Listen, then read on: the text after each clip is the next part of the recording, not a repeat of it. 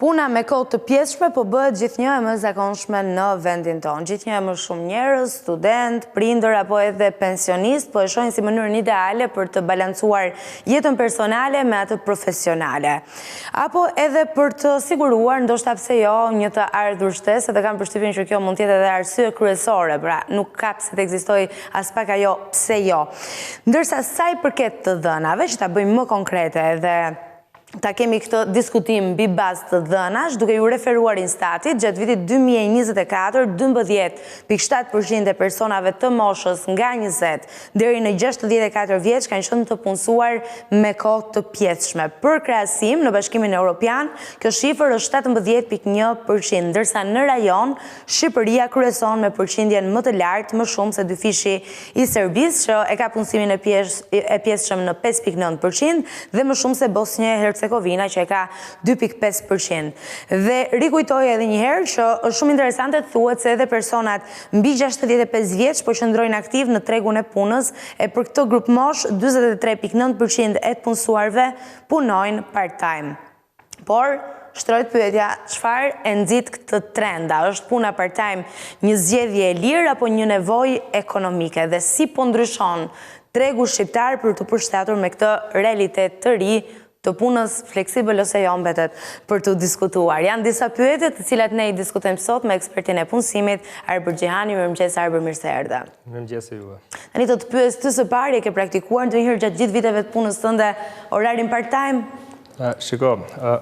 puna part-time është një punë fleksibël, siç e the edhe ti, dhe është normalisht një mundësi e mirë për çdo kënd që shikon sadopak hapësirë në kohën e tij për t'u angazhuar qoftë me një punë të parë, por edhe me një punë tjetër shtesë, e cila mund të plotësojë atë nevojën ekonomike për të ardhur shtesë në jetën e tij. Ose mbase kanë nga ata që nuk dinë ç'të bëjnë edhe me ditën e tyre, sidomos në mesin e njerëzve që janë më të kufizuar, më pak social, kështu që është një kohë e mirë pse jo për të bërë të ardhura. Me patjetër. Normalisht fleksibiliteti kërkohet kryesisht nga ata të cilët nuk e kanë mundësinë për të qenë në dispozicion të një punësimi të qëndrueshëm dhe me kohë të plotë, dhe normalisht mundet t'i drejtohet disa alternativave hibride apo të ndryshme apo formave të tjera punësimit, siç mundet të jetë punësimi me kohë të pjesshëm. Normalisht shikohet si nevojë për mund të marrim shembull prindër të rinj të cilët janë të angazhuar me fëmijë apo studentë të cilët kanë një angazhim nëpër universitete apo shkolla të ndryshme, dhe pjesën tjetër të kohës dëshirojnë që ta përmbushin duke u punësuar edhe për garantime të ardhurave ekonomike, por pse jo edhe për një formim profesional apo marrjen e një eksperiencë pune. Ama sa e thjeshtë është të gjesh sot në Shqipëri një punë part-time? Unë po kujtoj kohën kur isha studente. Kam punuar me orar të plotë, sepse të gjeje një punë me orar të pjesshëm ishte paksa e vështirë. Dhe zakonisht për studentët bëhet akoma edhe më e vështirë, përveç faktin që zakonisht biznese, kompani të ndryshme kërkojnë një person i cili nuk ka angazhime, që me të drejtë patjetër fokusin ta ketë tek produktiviteti në punë për të dhënë rezultate të larta. Kështu që natyrshëm vjen kjo pyetje, sa e thjeshtë është sot të gjesh një punë part-time në Shqipëri? Edhe pse statistikat duket sikur e tregojnë në fakt. Jo, statistikat tregojnë se është një trend në rritje, çfarë i sjell pozitivitet të gjithë atyre të cilët duan të punësohen part-time, por duhet kemi parasysh diçka, një sipërmarrje apo një iniciativë ekonomike nuk mund të bazohet mbi punësime part-time. Për këtë arsye gjithmonë fokusi do të jetë tek punësimet me kohë të plotë apo krijimit të stafit bazë apo bërtham të sipërmarrjes, dhe më pas duke parë mundësitë që ofron tregu i punës apo dhe nevoja konkrete që kanë punonjësit të cilët aplikojnë, mundet që të ndërthuren dhe punësime part-time për të përmbushur ato nevojat e sipërmarrjes apo për t'i ardhur në ndihmë atyre të cilët nuk mund të punësohen full-time.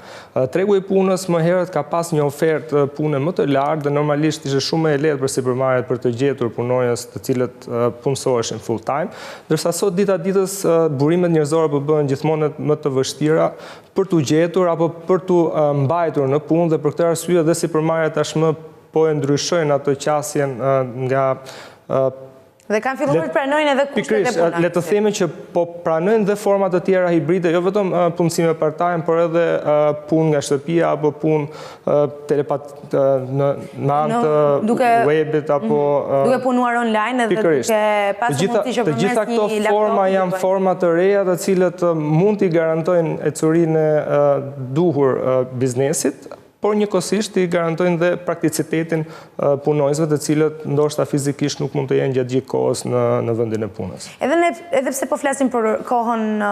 për punën part-time, pra një punë e cila njihet ose nga 4 orë deri në 6 orë quhet part-time, kam përshtypjen. Në fakt ligji shqiptar nuk e specifikon konkretisht, por ka një përqasje që çdo punë e cila nuk është punësim me kohë të plotë, pra 40 orë në javë, mund të karakterizohet si punë me kohë të pjesshme. Por më pas pjesa e legjislacionit fiskal bën një kufizim shumë të ngushtë të punësimit part-time, pasi çdo punë mbi 85 orë konsiderohet si një apo sigurohet si një punë me kohë të plotë, dhe për këtë arsye e kufizon deri në 4 orë atë pjesën e punësimit part-time. Kështu që ka ardhur koha që dhe legjislacioni të azhurnohet, do duhet me patjetër të rishikohet, sepse dita ditës po zhvillohen shumë forma të reja punësimit, të cilët nuk ishin të parashikuara. Kryesisht në 2015, kur ishte edhe koha që u rishikua me shumë ndryshime të rëndësishme kodi i punës. Dhe tashmë është momenti që të gjithë këto ndryshime apo të gjithë këto orientime që ka pasur tregu i punës të reflektohen dhe në ndryshimet legislative. Por doja të thoja edhe të ndalesha tek disa shembuj, siç janë Spanja, Holanda, që kanë kufizuar orarin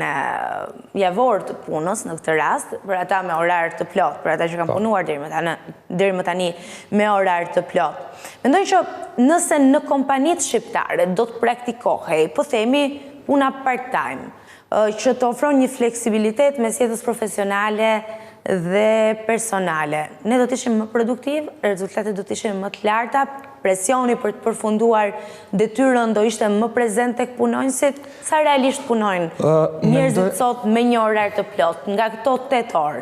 Sa orë janë punë? Produktiviteti i 8 orashit normalisht nuk është në kapacitet të plot, sepse një punonjës nuk mundet të jeti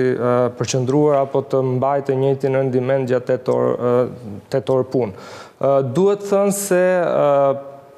praktikat e punësimit part-time normalisht nuk vinë në ndihmë të sipërmarrjes, por vinë në ndihmë të punëmarrësit, pra është një lehtësi që i bëhet punëmarrësit për të adaptuar kohën e tij në vendin e punës apo përqendrimin që ai do të ketë karshi atij funksioni që do t'i garantojë sipërmarrjes. Të plotësosh organigramën me punonjës part-time do të thotë që një punë që do ta bënte një punonjës full-time do duhet që ta angazhosh në 2 ose më tepër punonjës part-time. Kështu që në vetvete ka dhe shpenzime më të larta, qoftë trajnimi, qoftë rregullimit të ambientit të punës për të përshtatur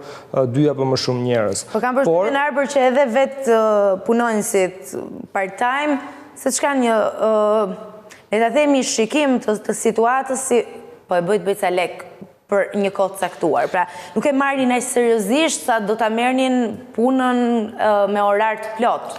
Kjo lidhet pastaj edhe me kategoritë e punonjësve të cilët preferojnë të angazhohen në punësime part-time. Siç thash, ka punonjës të cilët realisht nuk e kanë kohën fizike për t'u angazhuar një punësimi full-time për shkak të angazhimeve familjare apo angazhime të tjera personale, ndërkohë që shikojmë dita ditës që të rinjt aktualisht nuk po e kanë më vullnetin për t'u vendosur në një punësim të qëndrueshëm dhe shpeshherë zgjedhin punësimin part-time, dhe kjo ndoshta lidhet edhe me dëshirën për t'u angazhuar në një punësim apo për t'u parë si i punësuar. Dhe mendoj se këtu mundet që të ekzistojë pikërisht ajo që them më herët, që vullneti për t'u vënë në dispozicion të sipërmarrjes në një punësim part-time nuk është i plot ashtu siç mund të jetë edhe në një angazhim full-time. Duhet thënë se normalisht një i punësuar full-time ka prioritet brenda sipërmarrjes, qoftë në trajnime, qoftë në zhvillime personale, në rritje karriere të tjerë, karshi një punësuar i part-time, pavarësisht se ligji thot specifikisht që qoftë punësuarit part-time edhe ato full-time kanë të njëjtat të drejta dhe të njëjtat mundësi në ambient punësimi, por praktika tregon se kjo shpeshherë neglizhohet apo nuk reflekton kushtet e punësimit. Dhe kjo është kulturë. Në këtë rast flasim për një kulturë pune, që patjetër ai që e bën me kohë të plot punën, duket se ka edhe qëllime më të qarta lidhur me mënyrën se si do të jetë angazhimi i tij në ka dhe objektiva profesionale për të zhvilluar e të tjerë. Nuk është vetëm përfitimi ekonomik ajo që e shtyn një punonjës full time për të qëndruar i punësuar në sipërmarrje. Ti përmende më herët dhe thej që zakonisht është një formë shumë e mirë, sidomos për ata që janë familje, gratë janë, edhe sipas statistikave, ato që e praktikojnë më shumë punën me orar të pjesëshëm. Gjë që na tregon pak edhe për mënyrën se si ndahen detyrat në një familje shqiptare. Dhe nga ana tjetër, po të referohemi prap statistikave, është interesante dhe doja të diskutonim faktin që pensionistët po e praktikojnë punën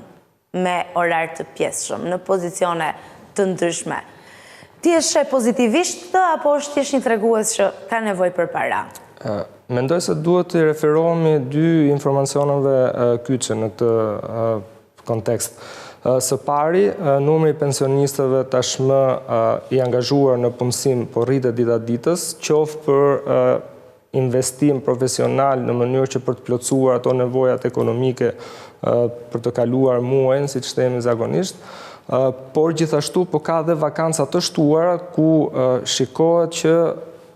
njohuritë e duhura të cilat këto profesionistë tashmë të formuar dhe të plotësuar mund t'i vendosin në dispozicion të sipërmarrjes dhe të garantojnë ecurinë e duhur të biznesit. Duhet shikuar gjithashtu edhe për sa i përket barrës fiskale, pasi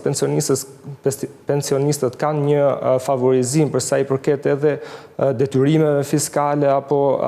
kontributet sociale të cilët duhet i paguen dhe e lehtësojnë barrën edhe për sipërmarrjen nëse do të ketë një punësim me kohë të pjesshme, pra jo të plot, duke qenë se kontributet të cilët do të paguen mund t'i përshtaten, le të themi, angazhimet ekonomik që do të marrë pensionistit. Të njëjtën gjë nuk mundet ta bëj me një shtres tjetër punonjëse, të cilët do duhet të sigurohen dhe të kenë detyrime përsa i përket kontributeve të njëjta me një punonjës i cili është full time. Pra, për këtë arsye them se do duhet legjislacioni të azhërnohet dhe të updatetohet përsa i përket këtyre formave të reja të punësimit, pasi shpesh herë pikërisht kjo barrë fiskale bën që sipërmarrjet të neglizhojnë punësimin në forma të tjera siç janë format të punësimit të pjesshëm apo punë remote të tjerë. Dhe duke qenë këto vështirësi ekonomike orientohen drejt angazhimit me kohë të plot, ndonse nevojat e biznesit mund të përshtaten fare mirë një punësimi të pjesshëm të të rinjve shqiptar. Po i rikthehem sërish raportit dhe nëse e krahasojmë pak me vendet e rajonit, është Shqipëria e cila qëndron më lart me përqindjen e punës part-time. Me thash edhe më herët, Serbia 5.9%, Bosnia-Hercegovina 2.5%, ndërsa Shqipëria është në 12.7%, nga mosha 20 vjeç në 64 vjeç. Ajo çfarë natyrshëm vjen si pyetje në këtë pikë është, a është kjo një shenjë pozitive që na tregon fleksibilitetin e tregut, apo është thjesht një tregues që e para, bizneset po vuajnë mungesën e fuqisë punëtore, që është realitet global tashmë, nuk kemi vetëm ne që po e përjetojmë, dhe që qytetarët gjenden në një vështirësi aq të madhe ekonomike, sa që shumica prej këtyre që bëjnë part-time kanë edhe një punë tjetër me orar të plot. Çfarë mund të na thuash duke njohur edhe tregun? Së pari duhet të shqyrtojmë pak sektoret ekonomik që ka secili shtet në rajonin e Ballkanit. Kryesisht Serbia, Bosnia pak më pak janë të orientuara drejt prodhimit dhe normalisht në një sipërmarrje prodhuese është shumë e vështirë që të organizosh punësim part-time, pasi normalisht prevalon punësimi full-time duke qenë se është një prodhimi vazhdueshëm, do duhet të ketë vazhdueshmëri linjat e prodhimit apo aktiviteti i ndërmarrjes. Ndërkohë që Shqipëria orientohet më tepër drejt shërbimeve dhe normalisht në shërbime është më fleksibël organizimi i orareve të punës dhe gjithashtu edhe angazhimi i më shumë personave për sa i përket me punësim part-time apo format të tjera punësimi. Vështirësia për gjetjen e burimeve njerëzore tashmë është e dukshme, është e prekshme dhe nuk i përket vetëm tregut të Shqipërisë, tregut të punës në Shqipëri, është një problem global, por duhet thënë se nevojat e shtuara në Shqipëri për të gjetur punonjës të kualifikuar apo për të përshtatur edhe punonjës shqiptar për sa i përket shërbimeve të ndryshme të cilat ofron ekonomia shqiptare, ka sjell nevojën për të punësuar apo për të nxitur më tepër punësimin me kohë të pjesshme. Të njëjtën gjë është më vështirë që të bëhet në ato ndërmarrje të cilët kanë një aktivitet të vazhdueshëm prodhues, pasi kostot financiare për të përshtatur vendin e punës për më shumë punonjës me kohë të pjesshme janë shumë më të larta dhe normalisht që të gjitha këto reflektohen në fitimet e kompanisë. Dhe të shkonim tek pyetja e ditës. Ne në një Insta Story në Instagramin ton startviscan.tv kemi publikuar një pyetje që i jep qytetarëve mundësinë të shprehin çfarë do të zgjidhnin ata. Dhe konkretisht pyetja lidhet me 3 opsione, me punën me kohë të pjesshme, punën me orar të plotë dhe me pagë fikse dhe punën online. Kështu që nëse më ndihmon regjia në këtë moment të shohim pak se si kanë votuar audienca jonë dhe çfarë mendojnë ata lidhur me mundësinë më të mirë që do t'i ofrohej, ja të shohim, me kohë të plot pagë fikse 32% e audiencës, part-time, orare fleksibël 42% e audiencës, online nga shtëpia 26% e audiencës, nëse do të kishin mundësi të zgjidhnin, do të zgjidhnin kështu. Si i komenton Arber? Jam shumë kurios për të parë apo për të njohur se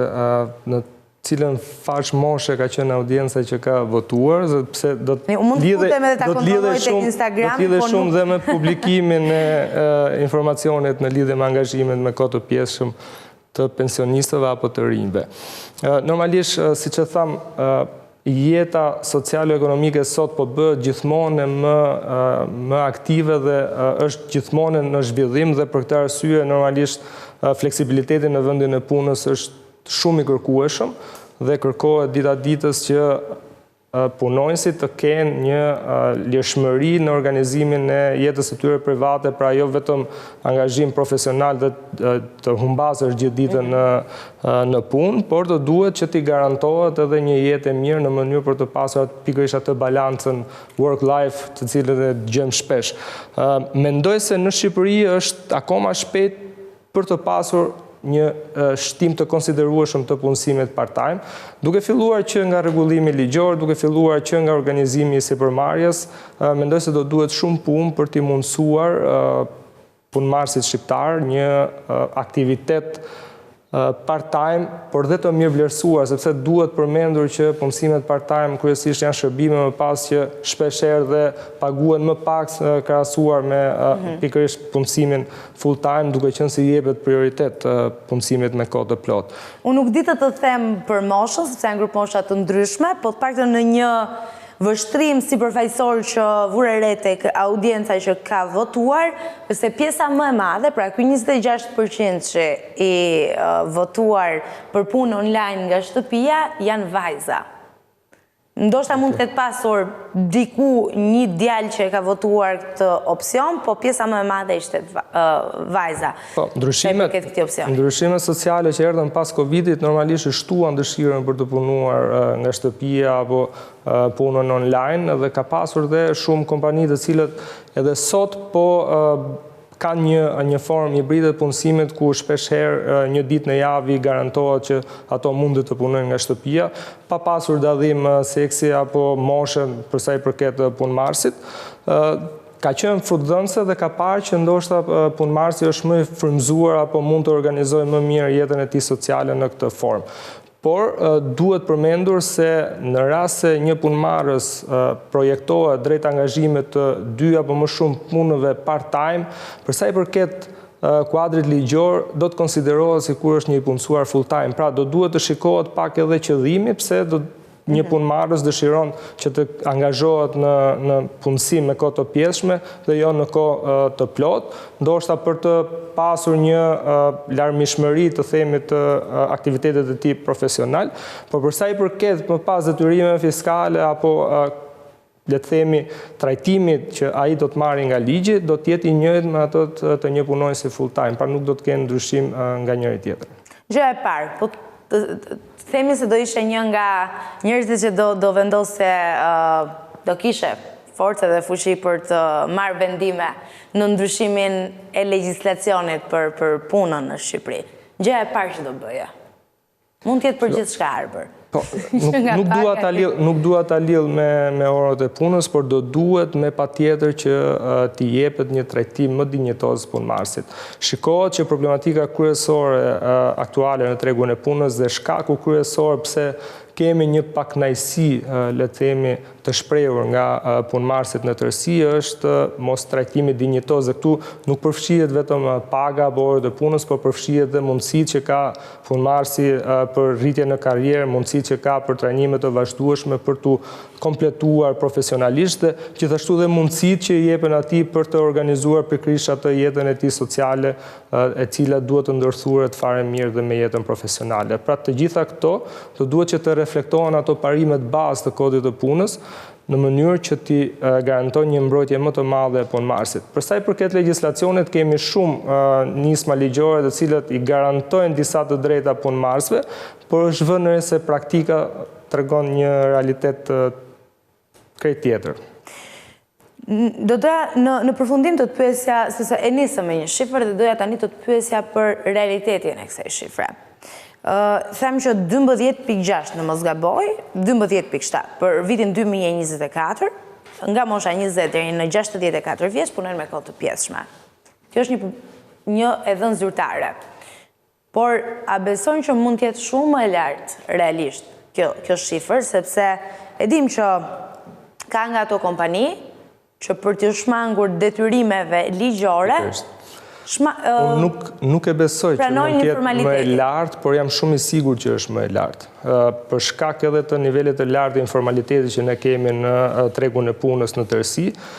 është afromend që shpesh herë ato individë të cilët punësohen part-time mundet të zgjedhin këtë formë punësimi edhe për të shmangur disa detyrime fiskale, qoftë nga punëdhënësi, por edhe nga punëmarrësi. Dhe kjo në vetvete